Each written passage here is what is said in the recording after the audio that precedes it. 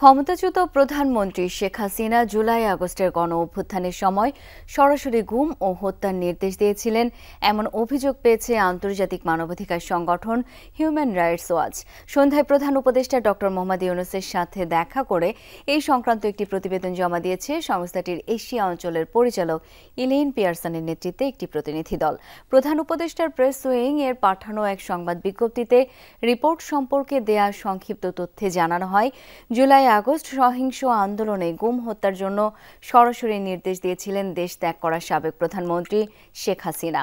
প্রতিবেদনে উল্লেখ করা হয়েছে, জোরপূর্বক গুমে জড়িত কর্মকর্তারা হিউম্যান রাইটস ওয়াচকে জানিয়েছেন, শেখ হাসিনা বা ঊর্ধ্বতন সরকারি কর্মকর্তারা গোপন বন্দিশালা সম্পর্কে জানতেন এবং কিছু ক্ষেত্রে শেখ হাসিনা সরাসরি গুম ও হত্যার নির্দেশ দিয়েছেন।